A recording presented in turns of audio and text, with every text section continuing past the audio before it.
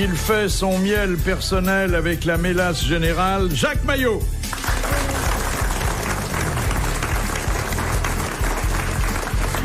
Je l'aime bien, mais je n'ai jamais pu, pour des raisons de taille, rencontrer son regard, Pierre Bénichou.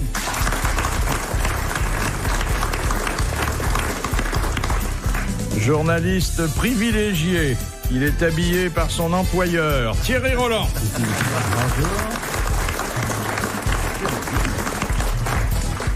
Il finira par épouser une princesse du sang pour pouvoir faire ses interviews à la maison, Stéphane Bern.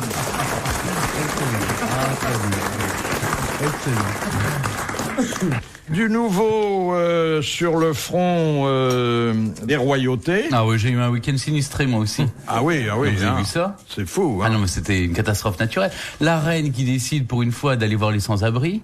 Non mais non mais attendez. Non mais la reine d'où? La reine d'Angleterre. Il n'y a pas qu'une reine. Non, mais enfin c'est celle la plus emblématique. Bon, elle a décidé maintenant son réveillon. D'abord, elle fait un discours pour Noël. Elle parle de compassion, elle parle des pauvres.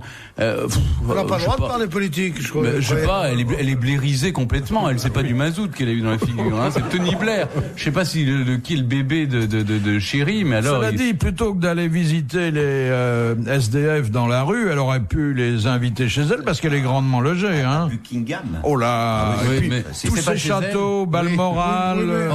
Vous seriez gentil de savoir que pour les fêtes, nous ne sommes pas ni à Balmoral ni à Buckingham, mais à Sandringham. Voilà. Je parle sous le contrôle de mon gouverne. Ah oui, pardon. Alors, il faut un peu de familiarité avec ces gens quand même. Merci. C'est vrai que oui, elle est à Sandringham. Oui, ils le savaient même pas. Sûr quand même. Vous n'y avez jamais été? Si, absolument. C'est vrai, à Sandringham? À Sandringham. Oui, avant, elle faisait son Noël à Windsor, mais maintenant, il n'y a pas assez de place à Windsor. Moi, j'étais en 43. Ah oui? C'était très sympathique. Non, je n'étais pas né, mais j'aurais aimé y aller à cette époque. Vous, votre drame, dans le fond, c'est que vous étiez pas né pour la dernière guerre, et vous serez déjà mort pour la suivante. Enfin, remarquez, vu les catastrophes, remarquez, il y a un beau symbole, il y a le moulin de Valmy qui s'est effondré.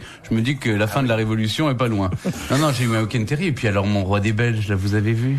Votre roi des Belges. Oui. Ah non, mais là, il reconnaît implicitement, il dit, bah voilà, cette année, on a eu bien du souci avec ma femme. Enfin, je vous le fais un peu vite, hein, parce qu'on nous a rappelé quelques événements heureux, malheureux de notre vie de couple en 30 ans, puis hop, il a fait une allusion tacite comme ça à la fille cachée, à Delphine Boel. Oui, enfin, c'était implicite, mais il a surtout dit, nous avons pu, il y a très longtemps déjà, la reine et moi, surmonter nos difficultés pour retrouver une entente et un amour profond. Et à la télévision, oui. Vous imaginez Chirac dire...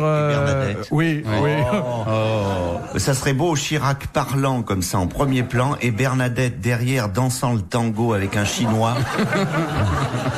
C'est d'une beauté. Non, mais moi je trouve que pour les vœux, il devrait faire comme autrefois, quand il y avait maman, comment elle s'appelait, Madame Giscard d'Estaing, que j'aime beaucoup, et qui parlait à son tour. Et maintenant, maintenant, je laisse la parole à Anémone. Et alors, il y avait Anémone qui approchait. Vrai, il a fait ça. Alors, Anémone, il voulait quelque chose à dire. Rien. C'est formidable. Non, c'est plus... Qu'est-ce que vous avez fait aujourd'hui? Rien. C'est vrai qu'il avait le sens de la mise en scène, Giscard. Le fauteuil vide. Et la pendule de Bardou. La pendule de Bardou. Et l'au revoir. Ah oui. L'au revoir, c'était avec le fauteuil vide. Mais il y a d'abord le revoir. Oui. Au revoir. Oui, au revoir. Oui. Et moi, j'aurais été lui, j'aurais mis les cadeaux du règne, vous voyez, pour remercier ceux qui avaient offert. Faut se méfier parce que les diamants sous les projos. Qu'est-ce qu'il est devenu, lui, là? Qui? Giscard. Il est dans un volcan. Oui. Non. Moi, vous savez, dans mon bureau, j'ai toute la galerie des présidents de la République, de photographiés. Et pour Giscard, j'ai gardé juste le fauteuil vide. C'est très beau. C'est très, très beau. Ouais, c'est beau. Il dit d'ailleurs qu'il le regrette beaucoup. Il dit c'est la vraie erreur que j'ai faite. C'était affreux de partir comme ça. C'était pas digne d'un président de la République. Il l'a dit de façon publique. Enfin, ça, c'est fou. Il a eu droit à la sortie de l'Élysée, après la passation des pouvoirs, à une course à l'échalote. Hein. Les colibés, les sifflets, ça c'était dur à déplacer. C'est méchant, mais attendez, il est quand même très informé, très intelligent. Il s'était pas dit que ce jour-là, les gens qui étaient Faubourg Saint-Honoré étaient venus pour Mitterrand et pas pour lui. Oui, c'est ça. Hein, vous qui êtes beaucoup moins intelligent et beaucoup moins instruit, vous auriez pas fait cette gaffe-là. Jamais. Hein? Moi, je serais sorti par la porte latérale. On n'a pas fait l'ENA, ni les uns ni les autres, là, je pense pas. Il n'y a pas un énarque parmi nous. Je sais même pas s'il fallait sortir par la porte latérale. Je crois qu'il fallait pas y aller. Fallait pas y aller. Ou alors il prenait un camion de lait, il partait avec. Moi, je crois qu'il aurait pas dû y aller du tout à l'Élysée. Moi, ça aurait été bien. Et vous, mon petit Je crois qu'il fallait Thierry attendre un bon moment. Moi, j'ai jamais été président. Non. Et pourtant, vous auriez pas été plus mal que d'autres. Oui. Peut-être un peu plus à droite, quoi. Ouais. Bon, alors, de toute façon, il faut bien vivre. Hein. Oui. Ça vous aide à vivre d'être à droite? Non, je vous signale que je suis pas le seul. Hein. Parce que en France, c'est du 50-50. Hein. Ah oui. Enfin, c'est un peu sinistré, là. Il y a un peu... Oui, mais enfin, il faut voir. Regardez Maigret, hein. Ah non, mais moi, je parle pas de cela. Ah bon. Non. Bon. Mais Maigret, il a cassé sa pipe pour de bon, je veux dire, politiquement. Ah oui. Là, on pourrait peut-être faire quelque chose pour lui. On pourrait lui envoyer Dominique Voynet. Dans la nuit des temps des grosses têtes sur RTL, dans un instant, 4h, 4h30, les grosses têtes dans la nuit des temps. Il y a en ce moment à Bangkok quelque chose d'extraordinaire qui se passe, c'est que le régime thaïlandais interdit la superproduction hollywoodienne Anna et le roi, qui est d'ailleurs consacrée à l'histoire de la royauté locale. Alors, c'est un film qui... C'est un remake, en fait, de Yul Brynner, du film où avait joué Yul Brynner, c'est ça? Voilà. Le roi et moi. Le roi et moi. Le roi et moi, ouais. C'est une idylle assez touchante, d'ailleurs, et bien interprétée entre Anna, qui est une fière anglaise, et le roi mon cul. Mange cook. Comment? Mange cook. Ah pas bon? mon cul. Alors, le roi mange cul. Le roi mange cul. Non mais Philippe apprend l'anglais, il peut pas apprendre le thaïlandais. Moi, à votre place, je quitterai les lieux. Oui, Qu'on dise le roi mon cul, c'est une des choses les plus violentes que j'ai vues contre la royauté, le roi mon cul. Surtout qu'on serait en Thaïlande, il serait déjà passé par les armes. Hein, là. Ah, bien sûr. Ah, oui. Alors, il risque beaucoup, d'ailleurs, parce qu'effectivement, c'est puni de mort. Et le président de la commission de censure a expliqué l'interdiction en disant « Ce film s'efforce intentionnellement de miner la monarchie et déforme sérieusement l'histoire thaïlandaise. » Et voilà. Hein? Mais alors, il y a un truc incroyable, c'est que dans le même temps, il y a un membre de la famille royale, ils sont 3000 membres de la famille Chakri. C'est la famille royale qui règne depuis 2 siècles, un peu plus de 2 siècles en Thaïlande. Il y en a un qui s'est pris pour un cinéaste, un réalisateur de films. Et il s'est dit, moi, je vais rivaliser avec les superproductions hollywoodiennes. Je vais faire mon propre film sur la monarchie thaï. Et alors, c'est une boucherie sans fin. On tue, on trucide, on viole, les rois sont incestueux. Enfin, c'est une horreur. Et alors là, il n'y a pas de problème de censure. Mais c'est bien pire que ce film sur Anna et le roi. Le type alors, on ferait mieux de regarder les films avant de les censurer. Non, c'est le Rodolphe Chanouk qui faisait des... Ah, mais Rodolphe Chanouk était un grand cinéaste. Qui lui tournait des films aussi. Et un musicien en même temps. Le roi de Thaïlande aussi, il joue du saxophone, le roi de Thaïlande. Ah oui. Il jouait le saxophone, il informait le Canard enchaîné, et il c'est vrai. Le Rodolphe Chanouk qui était correspondant, il dit, je suis le correspondant du Canard enchaîné dans mon pays. Au Cambodge. Et formidable parce que c'est sans doute l'homme qui a fait le mieux travailler les médecins. C'est l'hypochondriaque par excellence. Il a quand même annoncé sa prochaine mort à la télévision. Des nombres incalculables de fois. Ça fait 20 ans qu'il annonce qu'il passera. Il a dit, je viens vous dire au revoir, je ne serai plus là la semaine prochaine. Et il revient. C'était il y a 5 ans. Voilà. C'est comme Paco Rabanne, vous voyez, dans le genre, vous allez avoir une grande catastrophe, je parlerai plus. Je nuance pour Paco Rabanne parce que, regardez ce qui se passe. Il était un petit peu en avance, quoi. Mais je suis très étonné qu'aucun des millénaristes professionnels qu'on entend depuis des mois ne disent, regardez, nous vous l'avons bien dit, c'est bien la fin du monde. Il n'y en a pas un qui le dise. C'est extraordinaire. Même Météo France nous dit rien. Alors quand même, on envoie avec des millions des satellites en haut de là-haut, là, je sais pas. On va même réparer des satellites qui sont malades, là, avec des hubbles. Et puis on est incapable de nous dire qu'il y a 30 km, il y a une marée noire qui arrive. On est incapable de nous dire qu'il va y avoir une tempête. Ça me laisse dubitatif sur les Vous parliez du saxophoniste royal de Bangkok, des nouvelles d'une flûtiste maintenant, Monica Lewinsky. qui reprend du service. Elle sait où il faut mettre les doigts. Grand amateur de cigares. Grande. Oui, à ceci près qu'elle aspire au lieu de souffler. mais c'est une inversion de la turbine, c'est pas grave. C'est ce qui se produit sur Égyptaire en général. Alors, elle a retrouvé de l'emploi en figurant dans une série de spots publicitaires où on la voit avant le régime et après. Ah, ouais. Voilà. Slim fast, quoi. Oui, c'est ça, exactement. Et elle a perdu, paraît-il, une dizaine de kilos déjà. Depuis qu'elle a arrêté. Oui. C'est depuis qu'elle joue plus de flûte. Ah. Dites donc, moi je pensais pas que ça faisait maigrir. Ah, oui. Ah bah oui. Ce qui prouve que ça devait être très nourrissant ce qu'on lui donnait Clinton.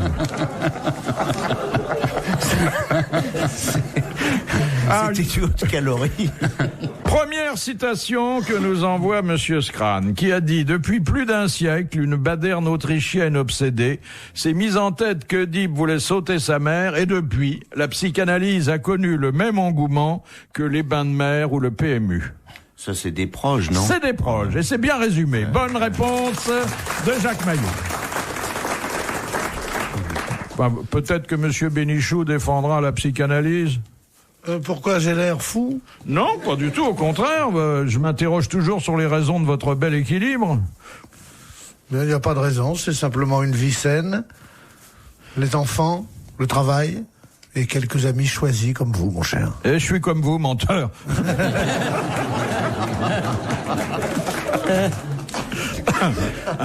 Non, la vie saine, celui qui la mène, c'est Thierry. Bon, oui. Au grand air. Ah, ça, pour être au grand air, on est au grand air. Avec des gens qui se fatiguent pendant qu'ils se reposent. Enfin, le rêve. Le rêve. Nerveusement, c'est très dur, vous savez. Oui. Ah oui. Surtout pour ceux qui pédalent, hein.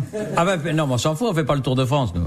Ben, il y a pas mal de choses sur le sport. D'abord, il y a le maillot de Zidane qui va figurer dans le grenier du siècle où voilà. on a regroupé tous les objets qui symbolisent ce qui s'est passé d'important depuis 100 ans. Il y a toutes les seringues de Richard Virenque qui paraît que c'est superbe. Et surtout, on l'ouvrira dans 100 ans. On ferme, là. Voilà. On l'ouvrira qu'en 2100. Voilà. Alors notez ça sur votre agenda. Ouais. 2100, réouverture du grenier du siècle. Il n'y aura personne pour se souvenir qu'il faut rouvrir le grenier du siècle. C'est ça qui m'amuse. Vous comptez y être, Philippe, à l'ouverture? Non, mais... Moi, j'ai offert une vieille paire de chaussettes, c'est tout ce que j'avais. Ah oui, oh bah c'est bien. Non, ça va être très drôle parce qu'ils vont aller dans ce musée dans 100 ans, nos arrière-petits-enfants, puis ils vont Zidane, mais c'est... vos arrière-petits-enfants, faut d'abord faire des enfants, oui, hein. Bon. Là, mon cher Stéphane, en général, je crois que c'est une petite erreur d'analyse parce que c'est peut-être un des seuls... Une erreur d'analyse, comme disait Virenque. Oui, parce que c'est peut-être un des seuls dont on se souviendra dans 100 ans. Dans 100 ans? Ouais. Zidane? Ouais. Attendez, on jouera même plus au foot. Mais vous rigolez ou quoi? C'est le seul truc qui existera encore. Attendez, c'est votre gagne-pain, mais faut relativiser. Vous verrez. Vous placez Zidane tout à fait en tête des grands footballeurs du siècle? Ah non, mais enfin, en ce qui concerne les Français, il a mis 2 buts en finale de la Coupe du Monde, je veux dire... il est canonisé. Mais vous placeriez qui avant Zidane? Si des Français? Des Français, oui. Platini? Moi, je mets Platini, personnellement. Mais enfin, ça, c'est une question de goût. Non, Fontaine. Parce que Fontaine, dans 100 ans, il sera toujours recordman des buts marqués en Coupe du Monde, phase finale d'une Coupe du Monde. Les grosses têtes dans la nuit des temps. Sur RTL, de 4h à 4h30.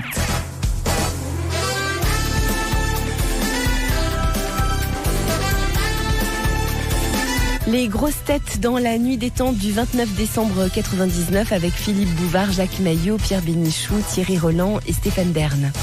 Qui a dit « Le Père éternel, j'admets son existence, mais je dois être le seul à être affligé d'une mère éternelle. » Un roi d'Angleterre, Édouard VII d'Angleterre. Non. Mais on n'est pas loin. Édouard VIII, non. Georges V. Mais non. C'est le prince Charles. Mais oui, c'est le prince Charles d'Angleterre qui a une mère éternelle, enfin jusqu'à présent, et qui lui interdit d'avoir à 50 ans passé une bonne situation. Bonne réponse de Stéphane Bern. Mais pour être tout à fait exact, il reprenait une formule qu'avait eue Édouard VII, qui a régné que 10 ans et il avait 60 ans quand il est monté sur le trône parce que la reine Victoria, sa mère, attendait longtemps avant de clamser.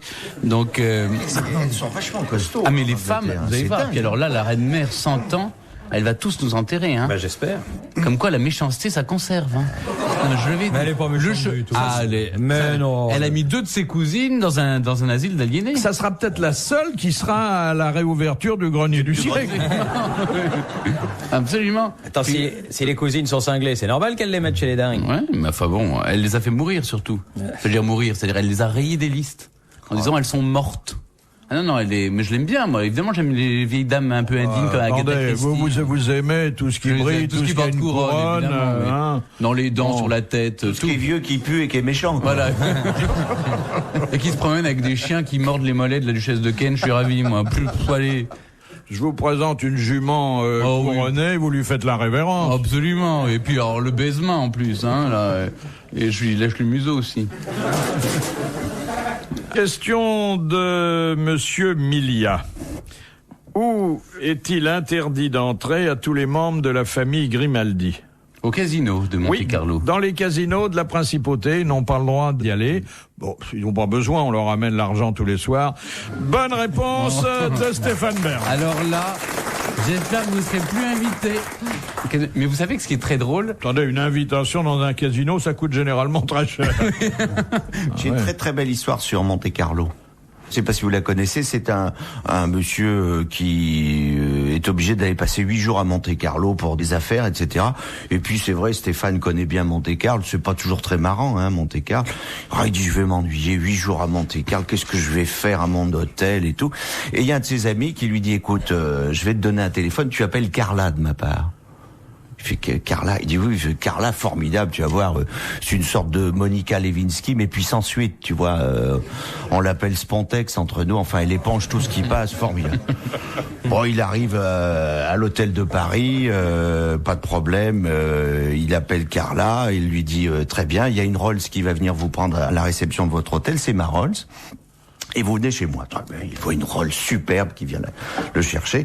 Il arrive chez Carla, un appartement magnifique, vous voyez, un peu comme l'appartement qui a brûlé, là, de Monsieur Zafra, là, superbe appartement, magnifique.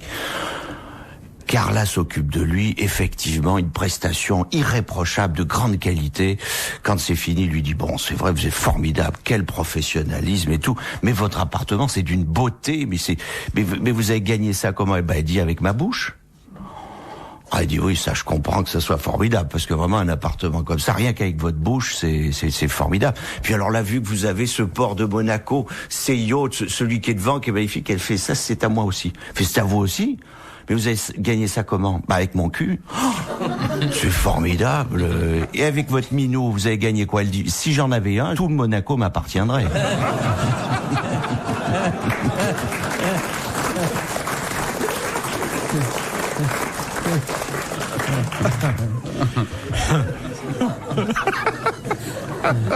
C'est épouvantable. Ah, je viens de comprendre. Ouais. C'est ce qu'on appelle une bombe à retardement. Un pétard. Alors, une question généraliste de Madame Fontaine. D'après les statistiques des sexologues, que demandent à leurs partenaires 8% des hommes et 12% des femmes avant de faire l'amour? D'éteindre la lumière. Non. D'aller prendre une douche? Non. Monsieur Bénichou, vous qui avez la plus grande expérience sexuelle. Ah bah si... Eh ben, écoutez, je suis perplexe. S'il pratique la contraception, non? Non. Non. De remettre un peu de lingerie pour... Non. Et attendez, non, c'est pas la lingerie, puisque c'est une démarche qui est commune aux hommes et aux femmes. Simplement, il y a plus de femmes qui en expriment le désir que d'hommes. De jurer qu'ils ne sont pas mariés? Non. De se déshabiller? Non. De dire que c'est bien même si c'est mal? Attendez, c'est avant on juge oui, pas. Justement. Hein? On dit, tu me jures que tu diras que c'est bien, je sais pas. Alors peut-être évidemment qu'il s'agit là d'un rituel auquel vous ne sacrifiez pas personnellement, ce que je comprendrais d'ailleurs. De mettre un préservatif? Non. De se signer? Non. Il s'agit là d'un comportement qui se prépare et qui, selon ses adeptes, procure un certain plaisir. Suiler le corps? S'enduire le corps de quelque chose? Non. Se faire des bisous? Oh là, vous avez une vision très romantique, hein, mon petit Thierry. Ah, c'est carrément plus hard. Des petites papouilles, des machins. Non, on a des versions hard. Alors, pratique. On parle du sexe dans les fellations. À la fin du millénaire, et monsieur Thierry me... Mais non, je ne sais pas, on moi se fait des petits bisous. Voilà, il a... Ben, c'est plutôt joli. Ah oui. C'est son côté veillé des chaumières, voilà. Ça. Collection Harlequin, hein. On se fait des petits bisous. C'est pas mal. Mais alors c'est beaucoup plus hard alors. Ah bah dans les troisièmes mi-temps, oui, hein. Ah bon. Non, eh ben alors. C'est pas que c'est hard. Je veux dire, il s'agit là d'une espèce de déviation. Faut appeler les choses par leur nom, parce que ça n'est pas utile aux autres. Donc, s'il y a 8 ou 10% qui sacrifient, c'est qu'ils se sont fait des petites idées là-dessus. Mais ça prédispose à l'acte amoureux en établissant un certain rapport de force. Je n'irai pas au-delà. De faire un bras de fer? Dans le meilleur des cas.